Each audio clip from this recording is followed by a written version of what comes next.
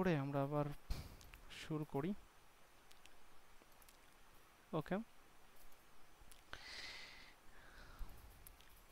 কেমিস্ট্রিও আসলে খুবই গুরুত্বপূর্ণ চ্যাপ্টার, আমাদের আলোচনা চলতেছে।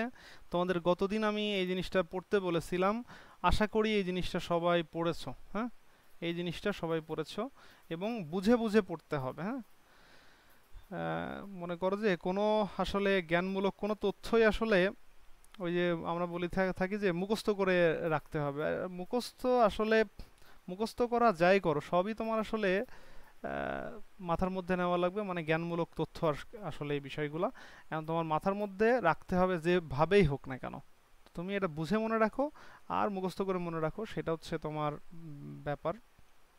তো আমরা আজকে জারণ মান বের করা শিখবো। কি শিখবো? জারণ মান বের করা। তো জারণ মান বের করার ক্ষেত্রে আমাদের বইতে আমাদের কিছু ফরম্যাট আমাদের উল্লেখ করেছে, তো আমরা এইগুলা জারণ মানগুলা বের করার চেষ্টা করব। তো একটু খেয়াল করো সবাই। তো এটা তোমরা আসলে সবাই দেখতে পাচ্ছ, আশা করি দেখতে পাচ্ছ সবাই। ব্যাকগ্রাউন্ডটা আমি একটু অন্য কালার নিয়ে আসার চেষ্টা করি। এবার কি ভালো দেখা যায় নাকি কালোই ভালো ছিল? আচ্ছা, ওকে। আচ্ছা, এখানে তাহলে আমরা এখন এখানে কয়েকটা সিস্টেম আমরা একটু করে ফেলি। তো প্রথমেই আমি মনে করো যে আমার H2SO4, H2SO4, এখন এর জারণ মান বের করতে বলবে। বলবে যে জারণ মান, তবে এরকম যদি প্রশ্ন আসে তুমি অনায়াসে বলে দিবা প্রশ্নটা ভুল আছে। এন্ড প্রশ্ন হচ্ছে যে ভাইয়া কেন কেন এখানে ভুল হইল? তো এখানে স্পেসিফিক করে দেওয়া লাগবে, মানে এই যৌগটা জারণ মান হয় না, এটা হচ্ছে বলা হবে এরকম করে প্রশ্ন বলে দিবে যে এত এ এস এর জারণ মান কত, এরকম উল্লেখ করে দিবে, মানে নির্দিষ্ট মৌলের জারণ মান হয়। তাহলে এখানে আমাদের সালফারের জারণ মান বের করতে বললো। তাহলে এখন এখানে আমাদের বলা হলো যে সালফারে যদি জারণ মান বের করতে বলে তাহলে আমি কি করব? ফার্স্টে এটার মান আমি কি ধরে নিলাম? এক্স ধরে নিলাম, প্লাস প্লাস। এখন তুমি একটু ভালো করে খেয়াল করো, দেখো এর সাথে এটা যুক্ত আছে তাই প্লাস দিলাম। হ্যাঁ, আচ্ছা, এখন কয়েকটা তথ্য তোমাকে মনে রাখা লাগবে। এটা হচ্ছে এই অক্সিজেনের জারণ মানটা কত। তো আমরা এর আগের দিন কিন্তু বলছিলাম অক্সিজেন হাইড্রোজেন সবচেয়ে বেশি পরিমাণ আসবে, এই দুটো ভালো করে মুখস্থ রাখতে হবে। হাইড্রোজেনের নর্মালি জারণ মান হচ্ছে +1 হাইড্রোজেনের, আর অক্সিজেনের নর্মাল হচ্ছে -2। এই দুটো ভালো করে মনে রাখবা। আর এর এর কিছু কন্ডিশনে কি করতে পারে, হাইড্রাইডের ক্ষেত্রে -1 হতে পারে, আর এর ক্ষেত্রে সুপার অক্সাইড অথবা পার অক্সাইডের ক্ষেত্রে এই জিনিসটা হতে পারে। আচ্ছা, তো এখন এইখানে আমরা আসি, এইখানে -2, তাহলে -2 গুণ কত আছে বলো? 4 আছে। আর এইখানে কি আছে? এইখানে আছে 1 গুণ 2 আছে। তাহলে এখন বলো তো এর কোনো চার্জ আছে? উপরে কোনো চার্জ আছে? নেই। উপরে যেহেতু কোনো চার্জ নেই তাহলে এখানে শূন্য। তাহলে এখানে 2 plus x minus 8 is equal to 0। তার মানে এক্স সমান 6 ইজ ইকাল টু 0, বা এক্স ইজ ইকাল টু +6। সবাই কি বুঝতে পেরেছো? আচ্ছা বলো তো, এইটা কি কখনো এটা কখনো কি 6+ বলা যাবে? 6+ বলা যাবে না, কারণ আসলে এইভাবে বলাটা এটা আসলে ইনভ্যালিড দেখায়, এটা আসলে এইভাবে লেখা যায় না। তো সেই জন্যই আমরা কিন্তু এর আগের দিন বলছিলাম যে জারণ মান বা জারণ সংখ্যা লেখার সময় তোমাকে ওই চিহ্নটা আগে লিখতে হবে, অলওয়েজ চিহ্নটা অলওয়েজ আগে লিখতে হবে। তার মানে সবসময় মাথায় রাখবা জারণ মান বা জারণ সংখ্যা লেখার সময় এভাবে লিখবো। আর যদি চার্জ লিখি, চার্জ মানে আমার এখানে একটা মাইনাস, দুইটা মাইনাস, তিনটা মাইনাস, তাহলে আমি বলবো 3 মাইনাস। যদি আমার এরকম থাকে একটা প্লাস, দুইটা প্লাস, তিনটা প্লাস, তাহলে আমি বলবো 3 প্লাস। ওকে, চার্জগুলো লেখার সময় পরে লেখা হয়, কিন্তু আমরা যদি জারণ সংখ্যা লিখি তাহলে সেটা অবশ্যই আগে লেখা হয়। আচ্ছা, আর একটা নিয়ম তোমাকে একটু বলে দিই। এই নিয়মটা কিন্তু ম্যাক্সিমাম বইতেও আসলে ভুল আছে, বইয়ে অনেক বইগুলোতে ভুল আছে, কিন্তু তুমি যদি উচ্চতর শ্রেণীর কোনো কিছু দেখো অথবা আমাদের ইন্টারন্যাশনাল কোনো কিছু দেখো, তাইলে সেই ক্ষেত্রে তুমি দেখবো এখানে সঠিক নিয়মটা ব্যবহার করা থাকবে। কেমন? দেখো, তুমি মনে করো যে লিখলা যে হচ্ছে এসও 4, এইখানে তুমি কিন্তু লেখা হচ্ছে 2 মাইনাস। তো চার্জ লেখার নিয়মটা হচ্ছে কোনো একটা যোগের ক্ষেত্রে আমি চার্জ কোথায় লিখব? চার্জটা লিখব হচ্ছে, মনে করো যে এইটা, এই যে এইটা যৌগ, এই যৌগটার সরি,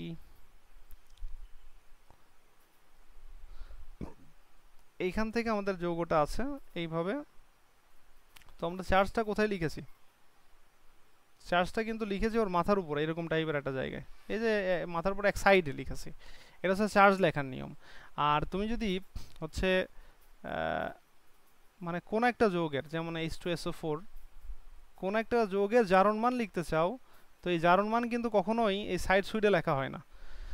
জারণ মান লিখতে হবে একদম সোজাসুজি উপরে, একদম সোজাসুজি ওই মৌলের সোজাসুজি উপরে। তাহলে এর জারণ মান কত পেলাম? +6। তাহলে ওটা লিখবো কিভাবে? এই যে প্লাস এই 6 একদম উপরে লিখবে, একদম মাথার উপরে। ওকে, এইটা হচ্ছে লেখার নিয়ম, এইভাবে আসলে লিখতে হয়। আচ্ছা, ওকে, আশা করি এই মানটা বুঝতে পেরেছো। আচ্ছা, এখন এখানে বিভিন্ন ধরনের জিনিস থাকতে পারে তোমাদের বইতেও, যেমন হচ্ছে এই যে এখানে দিয়েছে, দেখো এইখানে আমাদের এই যে কিছু কাজ দিয়েছে, তোমাদের এই কাজগুলো করবা, এই কাজগুলো তোমরা বাসা থেকে করবা, করে আমাদের স্ক্রিনশটটা গ্রুপে দিয়ে দিবা। এখানে কি হয়েছে দেখো, এই যে CuSO4, তাহলে এখানে আমাদের এই লাল কালার যে করা আছে ওই কালারের ওইটার জারণ মান বের করতে বলছে। বোঝা গেল? এখন যদি তোমাকে বলতো যে CuSO4 এইটার জারণ মান বের করো, তাহলে এটা ভুল। কি করতে হবে? অবশ্যই তোমাকে উল্লেখ থাকা লাগবে কার জারণ মান, এর মধ্যে কার জারণ মান। তো এখানে উল্লেখ করার জন্য যে লাল কালার দিয়েছে, এখানে যতগুলো লাল কালার আছে সবগুলোর হচ্ছে জারণ মান বের করতে হবে। এখন তোমাকে কিন্তু এখানে একটা বিষয় কিন্তু মাথায় রাখতে হবে, এখান থেকে অনেক সময় প্রশ্ন এইভাবে চলে আসে, অনেকে বুঝতে পারে না বিষয়টা। মাথায় রাখবা এই যে এখানে, এখানে দেখো একটা বিষয় আমাদের আছে, সেটা হচ্ছে এই যে এখানে এই প্রথমটার নাম হচ্ছে আমরা কপার সালফেট বলে থাকি, এটা হচ্ছে আমাদের নাইট্রিক অ্যাসিড, এটা হচ্ছে আমাদের ফসফরিক অ্যাসিড, এটা হচ্ছে ম্যাঙ্গানিজ ডাইঅক্সাইড, এটা পটাশিয়াম ডাইক্রোমেট। এটা এই নামটা অনেকেই বলতে পারে না, এই নামটাকে আমরা বলে থাকি যে সোডিয়াম থায়োসালফেট, সোডিয়াম থায়োসালফেট। এখন তোমাকে প্রশ্নে উল্লেখ করলে এরকম যে সোডিয়াম থায়োসালফেটের সালফারের জারণ মান কত? এখন তুমি চিন্তা করবা যে আল্লাহ, তাহলে থায়োসালফেটের এটা আবার কেমনে বের করে? তো এই থায়োসালফেট কখন আসলে সালফেট, কখন আসলে এই থায়োসালফেট হয়, এটাও কিন্তু অনেকে বোঝে না। তুমি প্রশ্ন করলে ম্যাক্সিমাম অ্যান্সার দিতে পারবে না যে আসলে কেন আমি এর নাম থায়োসালফেট বলতেছি। তো এইগুলো আসলে নামের ক্লাসের আসলে নাম যখন শেখানো হয় তখনকার ক্লাস, যদিও এইগুলা একটু অ্যাডভান্সলি আর কি। এখানে সালফেট, আচ্ছা সালফেট বলতে কি বোঝায় বলো? সালফেট বলতে তো আমরা বুঝি SO4, তাই না? SO4 এটা হচ্ছে সালফেট, SO4 এটা হচ্ছে সালফেট। কিন্তু মাথায় রাখবা এই সালফেটটাই থায়োসালফেট হবে, থায়োসালফেট হবে তখনই যখন যখন হচ্ছে অক্সিজেন একটা কমে যাবে, সালফার একটা বেড়ে যাবে। মানে অক্সিজেন কমবে, সালফার বাড়বে। তাহলে অক্সিজেন কমলে কত হয়? 3। সালফার বাড়লে কত হয়? 2। তাহলে এই জিনিসটা যখন থাকবে এটার নাম হচ্ছে থায়োসালফেট হবে। ওকে, কথা কি বুঝতে পেরেছো কিনা? এটা কিন্তু 2, হ্যাঁ এটা কিন্তু 2, এই জিনিসটা মাথায় রাখবা, এটা কিন্তু 2। তাহলে এখানে যে ব্যাপারটা আছে, একটা হচ্ছে আমাদের এই যে এইটার নাম তাহলে কি হবে? এটা একটা হচ্ছে আমরা এটাকে বলছি সোডিয়াম, আর এইটুকু হচ্ছে থায়োসালফেট। থায়োসালফেটটা বিষয়টা বুঝতে পারলা কিনা? তাহলে থায়োসালফেট কখন বলবো জিনিসটা মাথায় রাখবা।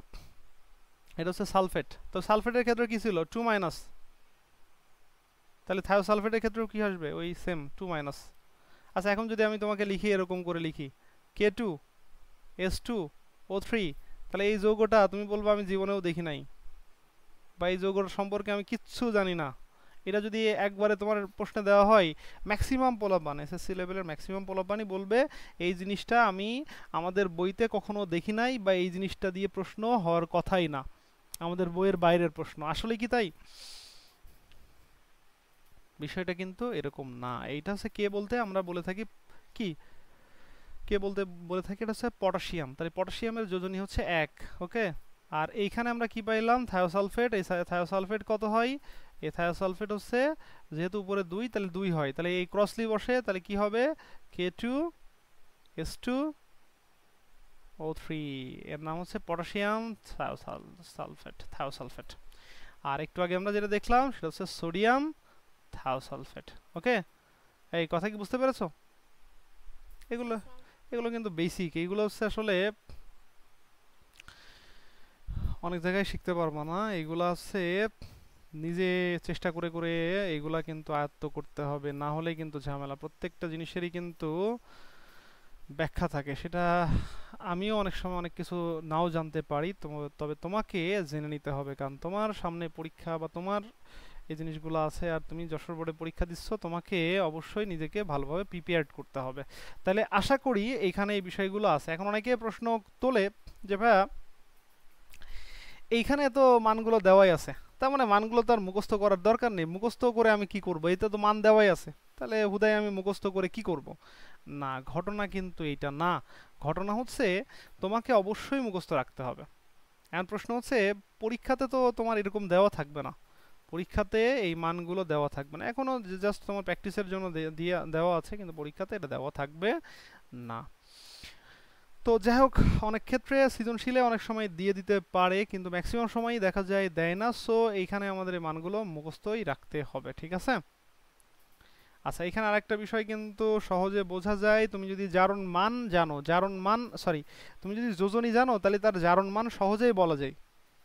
যেমন আমি তোমাকে যদি বলি, আচ্ছা বলো তো, কপার ধাতু না অধাতু? ধাতু। তাহলে কপার যদি ধাতু হয়, আবার অনেকে দ্বিমত করতে পারে, কপার ওই যে তোমার তারের মধ্যে যে কপার থাকে, ওই কপার, কপার কিন্তু ধাতু। এই কপার যেহেতু ধাতু, তাহলে কপারের আগে প্লাস হবে। তো এখন কত প্লাস হবে? আমরা জানি কপারের দুইটা যোজনী আছে, একটা হচ্ছে 2 আর একটা হচ্ছে 1। তো এখানে আমাদের দুইটাই হচ্ছে সবচেয়ে বেশি ব্যবহার করে, তাই যে এর হচ্ছে জারণ মানও +2। অক্সিজেন, অক্সিজেন যেহেতু ঋণাত্মক, তাহলে মাইনাস, আর অক্সিজেনের হচ্ছে যোজনী কত, 2, এই যে এটা। এই সাধারণত জারণ মান আর হচ্ছে তোমার যোজনী সেম সেম হয় আর কি, হ্যাঁ। আচ্ছা, তো আশা করি জিনিসটা বুঝতে পেরেছো, জারণ মান বের করার সিস্টেমটা তোমরা বুঝতে পেরেছো। এইটুকু নিয়ে কারো কনফিউশন থাকলে আমাকে প্রশ্ন করতে পারো, এইটুকু নিয়ে প্রশ্ন যদি কারো থাকে তাহলে বলতে হবে। কারো কি প্রশ্ন আছে এইটুকু নিয়ে? আচ্ছা, এবার আমি তাহলে একটা ঘটনাতে চলে যাব। জারণ বিজারণ একটি যুগপৎ বিক্রিয়া বা যুগপৎ ক্রিয়া বলা হয়। তো আসলে এইটা মানে কি? মানে এখানে আমরা বলে থাকি হচ্ছে জারণ বিজারণ যুগপৎ বলতে আসলে একই সাথে সংগঠিত হয়, এটা বোঝায় একই সাথে সংগঠিত হয়, হ্যাঁ। এই যে আমাদের একটা শব্দ ইউজ করছে যে সাইমultaneous প্রসেস আর কি বলা হয়। তো যাই হোক, এখন বিষয় হচ্ছে আমরা এই যে জারণ বিজারণ যুগপৎ ক্রিয়া, তো এইটা অর্থটা কি বোঝায় বা এটা জিনিসটা আসলে কি? মানে জারণ এবং বিজারণ একই সাথে সংগঠিত হয়, যেখানে জারণ ঘটে সেখানেই বিজারণ ঘটে, এই তথ্যটাই এখানে বলা হচ্ছে, যে যেখানে জারণ ঘটবে সেখানেই বিজারণ ঘটবে, এই জন্য এটাকে বলা হচ্ছে যুগপৎ। যুগপৎ মানে একই সাথে, একই সাথে ঘটা।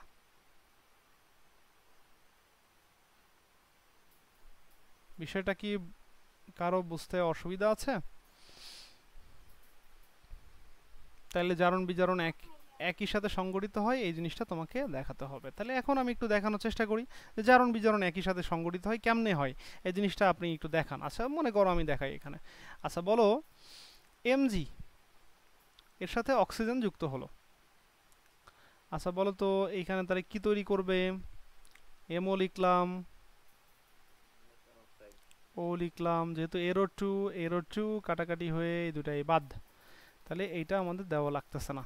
ওকে, আচ্ছা এটাকে একটু ছোট করে নিই।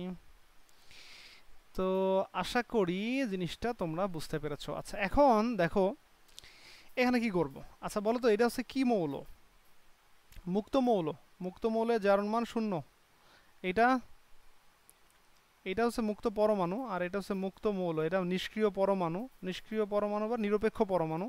আর এটা হচ্ছে মুক্ত মৌল, দুটারই জারণ মান কিন্তু শূন্য। আচ্ছা এখন তুমি এইখানে তাহলে কি পাচ্ছ?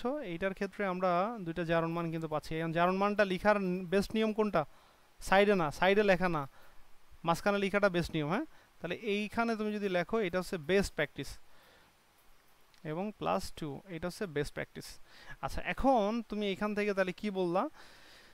আবার অনেকে এইভাবে লিখলে অনেক অনেক সময় দেখা যাচ্ছে স্যাররা বলে যে আচ্ছা এটা তুমি হচ্ছে এইভাবে লিখছো কেন, সাইডে লিখবা। হ্যাঁ অনেক সময় এটা বলতে পারে, কিন্তু আসলে হয়তো তারও নাও জানা থাকতে পারে। তো যাই হোক এখন বিষয় হচ্ছে দেখো এইখানে কি ঘটনা ঘটছে দেখো। এই যে যে ব্যাপারটা এখানে যে ঘটনাটা ঘটছে এমজির সাথে এই যে +2 এটা কি আকার আছে বলো? এই এখানে আমাদের শূন্য ছিল, এখানে +2 হয়েছে, তার মানে 4 সংখ্যা বাড়ছে না কমছে? বাড়ছে। যদি বাড়ে তখন আমরা বলে থাকি একটা জারণ হয়, জারণ।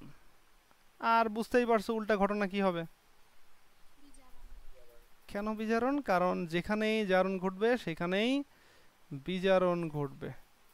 কেন এটা ঘটবে? কারণ যেখানে একজন দান করবে সেখানে গ্রহণ করার মতো একজন অবশ্যই থাকতে হবে। আচ্ছা এখন তোমাকে আমি এটা বাদেও কিন্তু তুমি বুঝতে পারো অক্সিজেন যার সাথে এসে যুক্ত হয় তার জারণ ঘটে, আর অক্সিজেনের ঘটবে হচ্ছে বিজারণ। হ্যাঁ বুঝতে পেরেছো? মানে মনে করো ব্যাপারটা হচ্ছে এই অক্সিজেন হচ্ছে যেহেতু ঋণাত্মক তার মানে এরা হচ্ছে গরিব, আর এই যে এরা যেহেতু এটা এটা যেহেতু হচ্ছে তোমার ধনাত্মক মানে হচ্ছে ধাতু, এরা হচ্ছে বড়লোক। এখন এখান থেকে এখান থেকে যে ব্যাপারটা আমরা বুঝলাম সেটা হচ্ছে এই যে যে অক্সিজেন, এই অক্সিজেনটা কি করবে? অক্সিজেনটা হচ্ছে একে দান করতে বলবে, অর্থাৎ ম্যাগনেসিয়ামকে দান করতে বলবে। তো ম্যাগনেসিয়াম আসলে দান করবে, ওই দানটা কে গ্রহণ করবে? অক্সিজেন গ্রহণ করবে। বুঝতে পেরেছো? তো একই সাথে ম্যাগনেসিয়ামও কিন্তু বলবে যে অক্সিজেন তুমি এটা গ্রহণ করো, ঠিক আছে? এই কারণেই কিন্তু জারণ বিজারণ একই মানে একই সাথে সংগঠিত হয়, যেখানে একজন দান করবে আর আরেকজন হচ্ছে গ্রহণ করার মতো থাকবে অবশ্যই। এবং এখানে একটা বিষয় আমরা বলে দিলাম যে জারণ বিজারণে এখানে ব্যাপারটা ঘটলো। তবে এখানে আরেকটা বিষয় আছে, শুধু জারণ বিজারণ না, এখানে আরো কয়েকটা টার্ম আমাদের একটু পরিচিতি হতে হবে, আরো কয়েকটা টার্মের সাথে পরিচিত হতে হবে। কি? একটা হচ্ছে আমাদের জারণ, একটা হচ্ছে বিজারণ,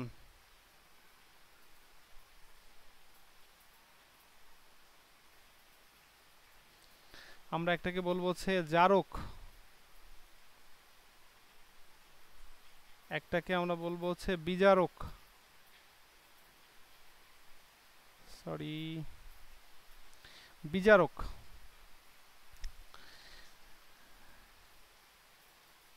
তারপরে আমাদের আছে জারিত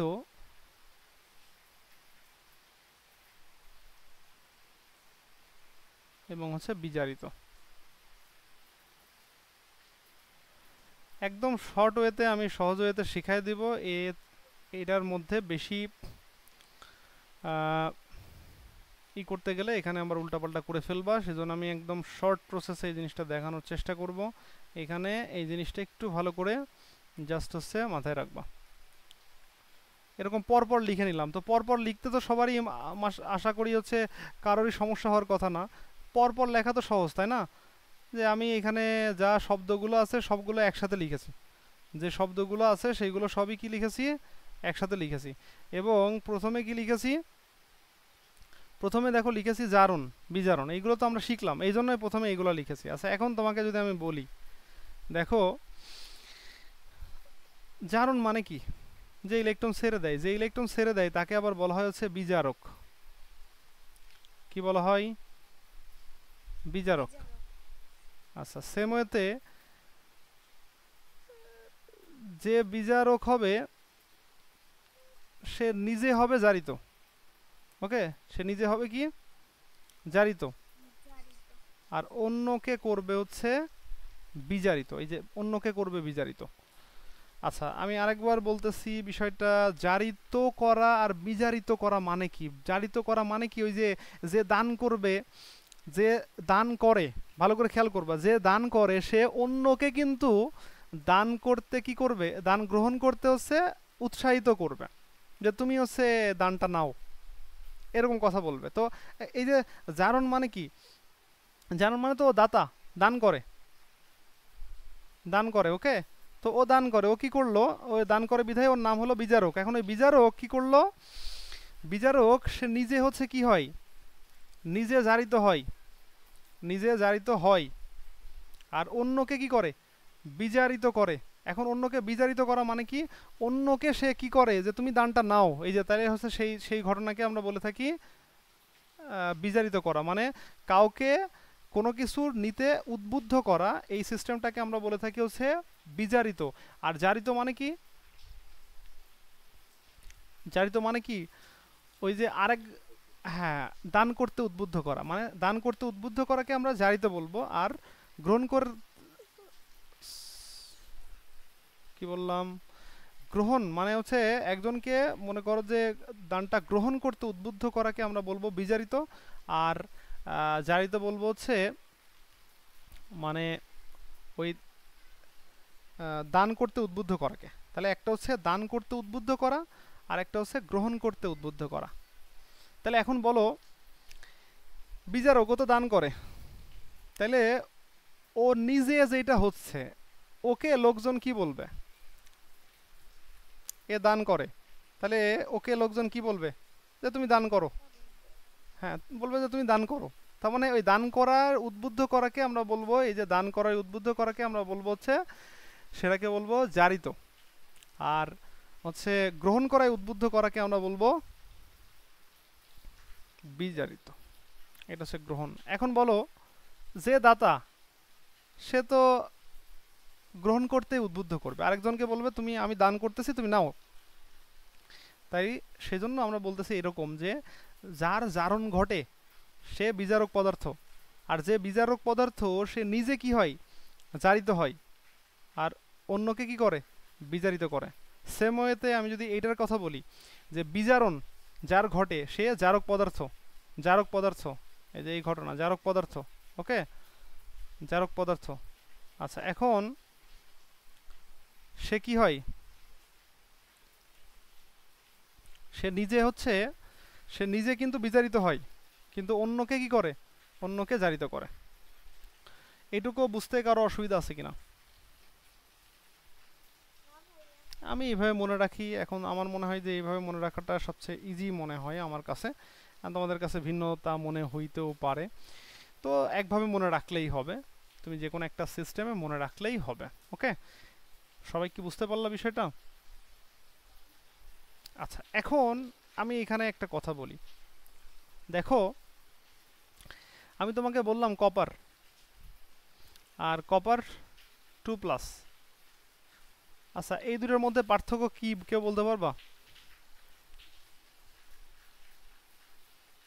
এ এ হচ্ছে আসলে কি অবস্থা, এ হচ্ছে তোমার আয়নিত অবস্থা, এটাকে আয়নিত অবস্থা বলা হয়। আর এটা মনে করো যে নিরপেক্ষ অবস্থা। এখন এইখানে একটা বিষয় তোমাকে কিন্তু মাথায় রাখতে হবে, যে কপারের কিন্তু মাঝামাঝি আরেকটা জিনিসও হইতে পারে। একটু অ্যাডভান্স টপিকে ঢুকতেছি, কিন্তু অনেকেই কিন্তু এইগুলো বোঝে না, এই ধরনের প্রশ্ন আসলে অ্যান্সার করতে যেয়ে ভয় পাই। তো জিনিসটা একটু ক্লিয়ার করে দিচ্ছি তোমাদের, সহজেই বুঝে যাবা। আচ্ছা সরি ভুল লিখলাম, আচ্ছা ওকে।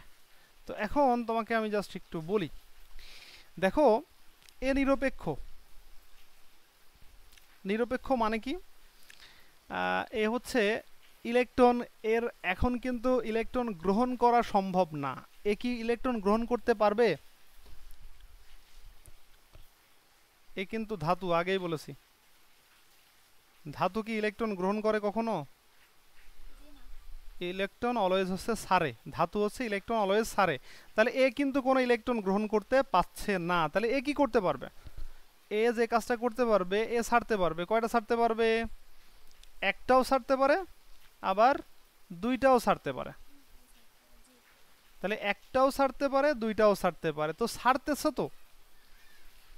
তাহলে যদি ছাড়ে তাইলে এর কি ঘটা সম্ভব বলো তো? ইলেকট্রন ছাড়লে কি হয়? ইলেকট্রন ছাড়ন মানেই জারণ, ছাড়ন মানেই জারণ।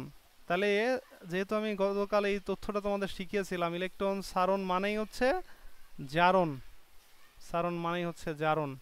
তাহলে ইলেকট্রন যে ছাড়বে তারই জারণ ঘটবে। ওকে, আচ্ছা এখন তাহলে বলো কপারের জারণ ঘটা সম্ভব তাই না? জারণ ঘটা অবশ্যই সম্ভব। আচ্ছা সবাই কিন্তু কথা বলতেছে না, কেউ বুঝতে অসুবিধা হচ্ছে না তো? স- সবাই একটু কথা বলো তো দেখি, সবাই অ্যাক্টিভ আছো কিনা তাও তো জানি না। সবাই কথা বলতেছে না তো, এই জন্য মনে হচ্ছে যে অনেকে অ্যাক্টিভ নাও থাকতে পারে। আচ্ছা একটু কথা শুনে নি তো সবার। আচ্ছা আবির তো কথা বলতেছে, শোনা যাচ্ছে। তারপরে আফরোজা খাতুন, এটা এটা কে? ও আচ্ছা ফাইজা। আচ্ছা তারপরে হচ্ছে ফাহিম লাবিব। ও আচ্ছা লুবা, হ্যাঁ লুবা আছো? আচ্ছা ওকে। এই সবাই তো আছো নাকি? শাহরিয়ার নাফিজ আপন আছো? আচ্ছা ওকে। বুঝতে পারছো তো? কোনো কিছু বুঝতে অসুবিধা হলে বলবা কিন্তু আপন। আচ্ছা ওকে। তাহলে এখন এইখানে একটা বিষয় খেয়াল করো, দেখো তাহলে এই যে যে ধাতুর যে ব্যাপারটা আমরা পাইলাম, তাহলে ধাতু কি হইলো এইখানে আসলে তোমার এইটাকে আমি বললাম ও শুধু ছাড়তেই পারে, ও কিন্তু গ্রহণ করতে পারে না। ওকে, আচ্ছা এখন তোমাকে আমি এই অবস্থায় আসি। আচ্ছা বলো তো কপার টু প্লাস, এই কপার টু প্লাস কি আর কোনো ইলেকট্রন ছাড়তে পারে? ও তো সর্বোচ্চই দুইটা ছাড়তে পারে, ও দুইটা ছেড়ে দিয়ে বসে আছে, ওর দ্বারাই আর ছাড়া সম্ভব না, ওর দ্বারাই আর ছাড়া সম্ভব না। তার মানে কপার টু প্লাসের কিন্তু জারণ সম্ভব না, কপার টু প্লাসের জারণ সম্ভব না, কারণ ও আর ছাড়তে পারবে না। তাহলে আমি দেখ, হ্যাঁ এখন এই যে যে এর যেহেতু জারণ সম্ভব না, ওর তো দুইটা ইলেকট্রন ছেড়ে দিয়েছে, ও তো আর ছাড়তে পারে না, তাহলে জারণ সম্ভব না। কিন্তু ও তো দুইটা ছেড়ে দিয়ে আছে, এখন কেউ যদি ওকে দুইটা দেয় তাহলে ও কি গ্রহণ করবে না? করবে। তাহলে এর কিন্তু কি হবে? এর কিন্তু বিজারণ হবে, এর বিজারণ সম্ভব, কিন্তু জারণ সম্ভব না। আর এর হচ্ছে জারণ সম্ভব। আচ্ছা এখন বলো তো, এবার তোমাদের উপরেই ছেড়ে দিলাম, মাঝখানেরটার কি সম্ভব বলো? জারণ বিজারণ, না যুগপৎ বলা যাবে না, এটা হচ্ছে মনে করো যে বলতে হবে এই মৌলটা আসলে জারণ বিজারণ উভয়ই সম্ভব এর ক্ষেত্রে। এর ক্ষেত্রে জারণ বিজারণ উভয়ই সম্ভব। কেন? কারণ হচ্ছে এ একটা যদি গ্রহণ করে তাহলে এখানে আসবে, আর যদি একটা ছেড়ে দেয় তাহলে এখানে যাবে। তার মানে ও ছাড়তেও পারছে, গ্রহণও করতে পারছে, ছাড়তেও পারছে, গ্রহণও করতে পারছে। এই জন্য আমরা এইখানে বলতেছি যে এর মাঝখানেরটার দুইটাই সম্ভব। তাইলে এইখানে কিন্তু একটা বিষয় মাথায় রাখবা, এইখান থেকেই কিন্তু ক্রিটিক্যাল প্রশ্নগুলো কিন্তু হয়ে থাকে। অনেক সময়ই কিন্তু বলে যে নিচের কোনটি জারণ সম্ভব, নিচের কোনটি বিজারণ সম্ভব, নিচের কোনটি জারণ বিজারণ উভয়ই সম্ভব, এই ধরনের প্রশ্ন কিন্তু আমাদের হচ্ছে থাকে। তো এই ধরনের যদি প্রশ্ন থাকে তাহলে সেইগুলো কিন্তু আমাদের অ্যান্সার করতে হবে। তো এখন কিছু কিছু মৌল আছে যে মৌলগুলো আসলে জারণ বিজারণ উভয় রূপে কাজ করে, এরকম কিছু মৌল আছে। তো তোমাদের এই মৌলের লিস্ট করে আমি দিয়ে দিব, এই লিস্টটা আমার কাছে লেখা আছে। তো এই জিনিসটা আমি তোমাদের হচ্ছে গ্রুপে দিয়ে দিব, তোমরা কি করবা এটা একটু নোট করে ফেলবা। মানে লিখবা যে হচ্ছে এইগুলোর হচ্ছে জারণ সম্ভব, এইগুলোর বিজারণ সম্ভব, এগুলো জারণ বিজারণ উভয়ই সম্ভব, এই মৌলগুলো জারণ বিজারণ উভয়ই সম্ভব যে মৌলগুলো আছে ওইগুলা কিন্তু তোমাদের হচ্ছে একটু নোট করে রাখতে হবে। তাইলে তোমাদের জন্য সুবিধা হবে যে কোনো একটা মৌল যদি হুট করে চলে আসে যে নিচের কোনটি জারণ বিজারণ উভয়ই সম্ভব, তখন যাতে তুমি অ্যান্সার করতে পারো। আর জারণ বিজারণ কোন ক্ষেত্রে সম্ভব হয়, অনেক মৌলের কিন্তু সম্ভব হয় যে ওরা দানও করতে পারে গ্রহণও করতে পারে, দানও করতে পারে আবার গ্রহণও করতে পারে, তাই ওদেরকে জারণ বিজারণ উভয়ই সম্ভব হয় এরকম আমাদের বলা হয়। তাহলে আশা করি তোমরা বুঝতে পেরেছো। জি স্যার। এইটুকু নিয়ে কারো কনফিউশন আছে?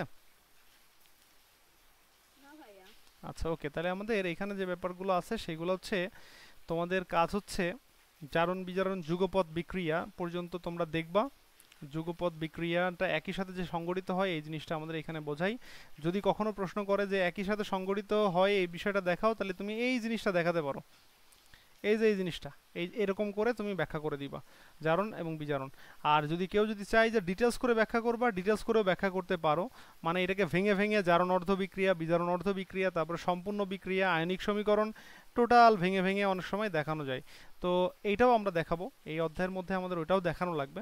তবে তোমাদের কাজ হচ্ছে আপাতত এখন যেটা হচ্ছে সেটা হচ্ছে এই জারণ বিজারণের এই বিষয়টা ক্লিয়ারলি বুঝে ফেলা, বা এই জিনিসটা হচ্ছে আসলে এরকম করে লিখে ফেলবা। এবং একটা কথা মাথায় রাখবা, এই অধ্যায় থেকে যদি প্রশ্ন আসে তাহলে জারণ বিজারণ দিয়ে কিন্তু প্রশ্ন আসেই। এটা ম্যাক্সিমাম সময় গ নম্বর প্রশ্ন আসে, কখনো জারণ সংখ্যা বের করতে বলে, কখনো বলে যে এটা জারণ বিজারণ বিক্রিয়া ব্যাখ্যা করো, যে জারণ বিজারণ যুগপৎ ঘটে ব্যাখ্যা করো। এই ধরনের প্রশ্ন মনে করো এই অধ্যায় থেকে মানে এই অধ্যায় থাকলে এই ধরনের প্রশ্ন থাকবেই। সো তুমি হচ্ছে এইভাবে করে কিন্তু এই জিনিসগুলো দেখে ফেলতে পারো, ঠিক আছে? সবাই কি বুঝতে পারলাম? তো আশা করি তোমরা এই জিনিসগুলো বুঝে ফেলেছো। এখন বিষয় হচ্ছে যে তোমাদের আপাতত যেহেতু সামনে ঈদ চলে আসতেছে, আজকে তো বৃহস্পতিবার তাই না? জি স্যার। কালকে যেহেতু শুক্রবার, শুক্রবারে আর আমি দেখাবো না, শনিবারে তো ঈদ হচ্ছে, তোমাদের হচ্ছে মোটামুটি আবার শুরু হতে পারে হচ্ছে মঙ্গলবার থেকে, হ্যাঁ মঙ্গলবার থেকে আবার হচ্ছে এমনিতে হচ্ছে এটা রানিং হবে। তো আপাতত তোমাদের এই কয়েকদিন হচ্ছে ঈদের কারণে ছুটি থাকবে, তোমাদের মঙ্গলবার থেকে আবার শুরু করব। তো তোমাদের এই যে যে যতটুকু দেখালাম এই দুইটা জিনিসই একটু ভালো করে দেখে ফেলবা, দুইটা সাবজেক্টেরই দেখানো হয়েছে, তোমরা দুইটা সুন্দর করে দেখে ফেলবা, ঠিক আছে? আর যে ওকে স্যার। যে কাজটা দিলাম, এই যে এখানে যে কাজটা দেওয়া আছে সেই কাজটা তোমরা সুন্দর করে করে এই যে এখানে এই কাজটা করে তোমরা হচ্ছে গ্রুপে দিয়ে দিবা, ঠিক আছে? স্যার আমি তো কালকে দিয়ে দিছি গ্রুপে। হ্যাঁ আচ্ছা ঠিক আছে, তাহলে সমস্যা নেই। আর এই যে জারণ বিজারণ যুগপৎ পর্যন্ত তোমাদের পড়া থাকতেছে, আমরা নেক্সট দিন হচ্ছে নন রেডক্স বিক্রিয়াতে যা যা আছে সেগুলো নিয়ে কথা বলবো। তো এই হচ্ছে আমাদের আপাতত মোটামুটি আলোচনা ছিল। তো তোমাদের সবাই ভালো থেকো, আর সবার যাতে ঈদ ভালো কাটে, আর সবাইকে দাওয়াত থাকলো আমাদের বাসায়, সবাই চলে আসবে আর কি। সবাইকে স্যার আপনাকে অগ্রিম ঈদের শুভেচ্ছা। আচ্ছা সবাইকে অগ্রিম ঈদের শুভেচ্ছা আমার পক্ষ থেকে। ঈদ মোবারক। স্যার আপনি অগ্রিম ঈদের শুভেচ্ছা। সিলেটে আসবেন। আচ্ছা ইনশাল্লাহ। আচ্ছা ওকে, সবাইকে ধন্যবাদ। ওকে স্যার, আসসালামু আলাইকুম। ওয়ালাইকুম আসসালাম।